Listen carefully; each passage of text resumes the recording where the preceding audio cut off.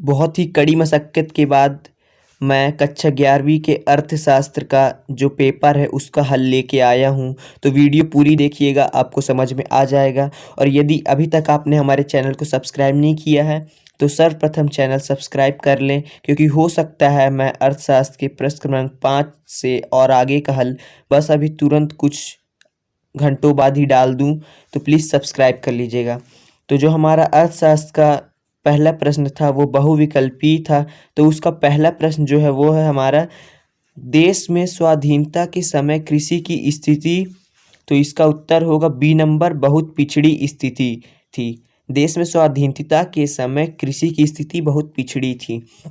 अब चलते हैं अपने दूसरे नंबर की तरफ, जो है ऊर्जा के गैर परंपरागत स्रोत हैं।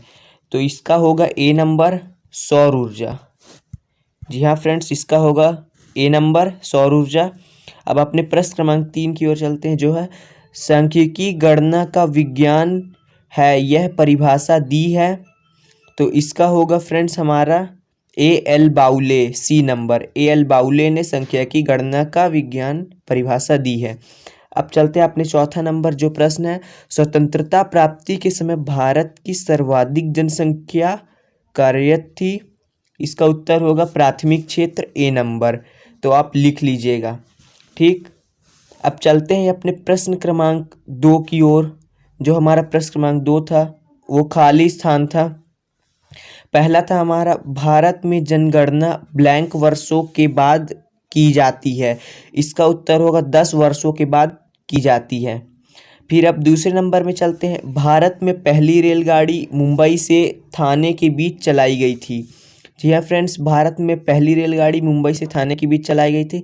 अब चलते हैं अपने प्रश्न क्रमांक 3 की ओर, जो है अंतर्राष्ट्रीय व्यापार में ब्लैंक का विस्तार हो जाता है। तो इसका उत्तर होगा विश्व के कुल उत्पादन का विस्तार हो जाता है। अंतर्राष्ट्रीय व्यापार में विश्व के कुल उत्पादन का विस्तार हो जाता है। तो अब अपने चौथे नंबर में चलते हैं, मौसम बेरोजगारी ब्लैंक क्षेत्र में पाई जाती है। इसका होगा मौसम बेरोजगारी ग्रामीण क्षेत्र में पाई जाती है। जी हाँ फ्रेंड्स, इसका उत्तर हो जाएगा ग्रामीण क्षेत्र में। अब अपने प्रश्न क्रमांक 3 सत्य असत्य की ओर चलते हैं।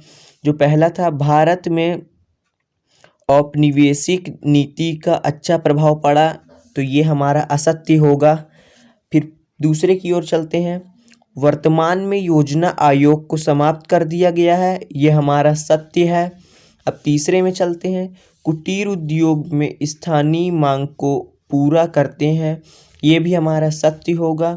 अब अपने चौथे नंबर में चलते हैं, भारत पेट्रोलियम का निर्यातक देश है। ये असत्य होगा।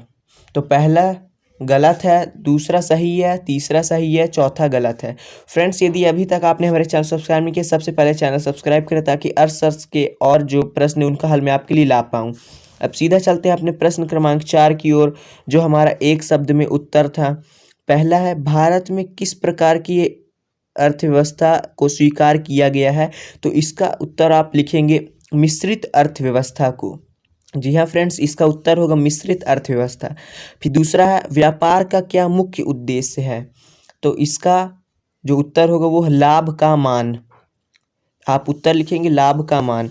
अब सीधा चलते हैं अपने प्रश्न क्रमांक 3 की ओर, जो था पूरे विश्व को एक सत्ता के रूप में मानने को क्या कहते हैं।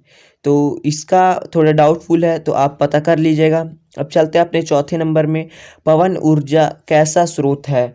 तो इसका उत्तर होगा गैर परंपरागत स्रोत है। जो पवन ऊर्जा है वो गैर परंपरागत स्रोत है। अब अपने प्रश्न क्रमांक 5 की ओर चलते हैं।